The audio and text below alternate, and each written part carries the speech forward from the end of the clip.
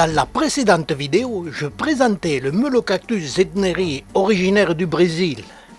En début des années 1970, je semais cette espèce et je gardais dans ma collection deux sujets, dont l'un est devenu cylindrique.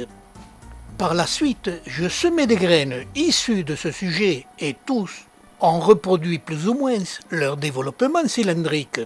Mais sur mon premier semis, j'avais aussi obtenu un sujet au développement sphérique. Les deux sujets à l'image sont âgés de plus de 40 ans, dont les graines provenaient de plantes importées du Brésil.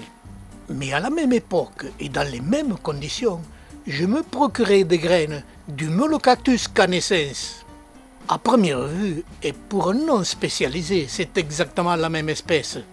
La plupart des espèces de Melocactus sont très proches les unes des autres, et il faut dans le temps rechercher tous les caractères qui différencient les espèces des unes des autres. En premier caractère, les aiguillons du Melocactus canescens sont plus longs, plus dressés et enveloppent moins la plante que ne le fait le Melocactus zettneri.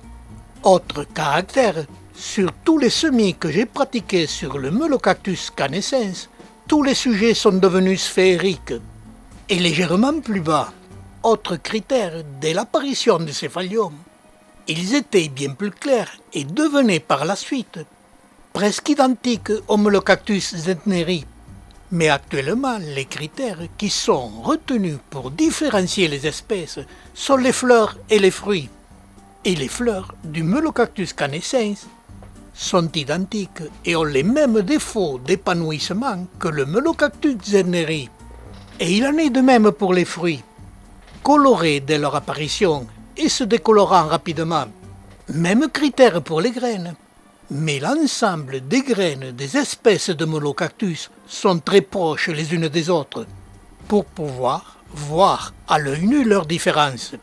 Les critères de présentation d'une espèce étant trop soumis aux conditions de culture, actuellement ne sont plus retenus.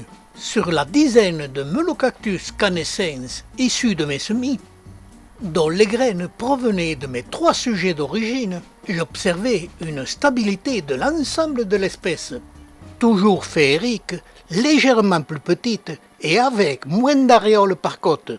Ces critères n'étant plus retenus, j'en déduis que les découvreurs de l'époque les avaient trouvés sur un site différent de celui du Melocactus zettneri et les avaient baptisés Melocactus canescens.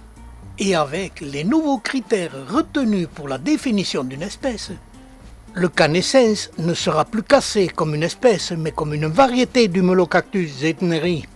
Et à l'image défilent mes Melocactus canescens qui ont devancé mes Melocactus zettneri pour la division du céphalion en dichotomie, ce qui est un critère supplémentaire du rapprochement des deux espèces. Mais sur l'ensemble de mes Melocactus canescens, plus de la moitié produisent des dichotomies. Et de nombreux apex présentent une nouvelle division, mais en trois parties. Cette espèce canescens, prospérant sur des sites différents, n'a pas eu la même évolution.